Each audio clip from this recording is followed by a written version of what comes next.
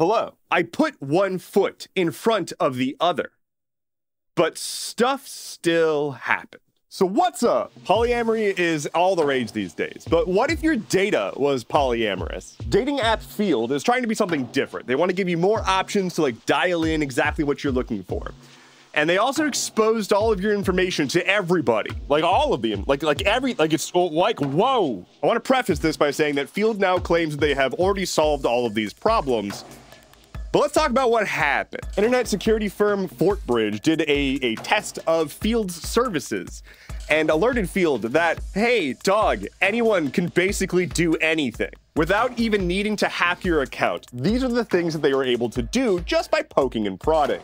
They were able to view photos that they weren't supposed to be able to see. They could read, edit, and delete other people's messages. They could send messages in other users' chats. They could edit other people's profiles, and they could also view other people's matches. And that's not the exhaustive list. So how did they do this? Did they hack into the mainframe?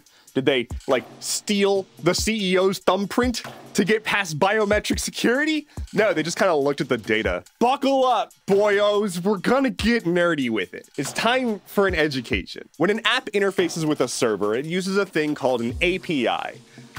Basically, Field's API was hella fucked. The researchers looked at the data that was being sent to their app and found that their app was loading data that they weren't supposed to have access to for the purposes of showing them that they don't have access to the data.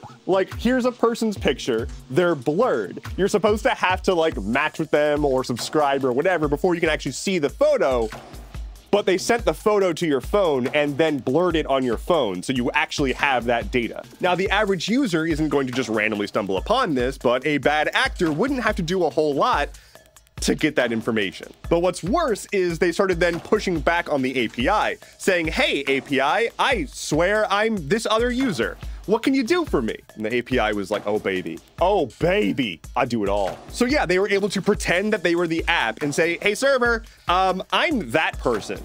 Let me edit their profile. And the server was like, yeah, sure, that makes sense to me. Yeah, you absolutely are them. Consider this metaphor. You walk into a doctor's office and walk straight to the front desk and say, I'm John Wanman. I want my medical records. And they're like, okay, John Wanman, here you go. Here's your medical records. And then without breaking eye contact, you're like, I'm Lisaman. Also, give me my medical records. And they're like, absolutely, Lisaman, here you go. Here's your medical records. You're like, okay, cool.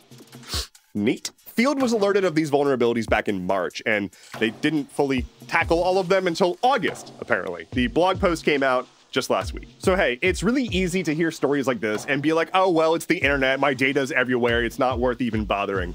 I really encourage you to push back on that sentiment. General privacy, personal security, it's an ongoing battle, but it's not a lost cause on the internet. It's hard, but it's possible. And while in this case, it was literally a matter of people trusting a third-party entity that didn't properly implement security protocols that are basic, still, you can do some simple stuff like use a password manager. I highly recommend Bitwarden as a password manager if you're looking for a place to start. Not sponsored.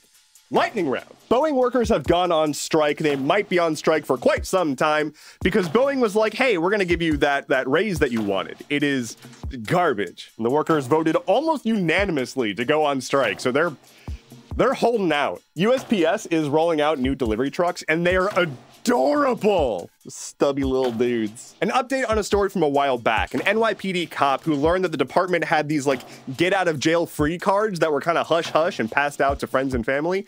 He pushed back on that and got reprimanded for it. But just recently, he ended up winning a big ol' settlement out of the deal. Notably, the NYPD has no intention to stop using these cards. In fact, Eric Adams, former head cop and now mayor of New York City, acknowledged the settlement, but didn't say anything else. He declined to comment. And finally for today, the entire team of Annapurna Interactive, a video game publishing company that published Stray and Outer Wilds, quit. They are a subsidiary of Annapurna just in general. There's also Annapurna Pictures, but they wanted to spin off into their own company, and the Annapurna was like, no. So they were like, all right, bye. That is all I have for you today. Thank you so much for joining me. Head to skh.news for sources and more. My name is Endeavorance. I will see you again soon. Take care and be well.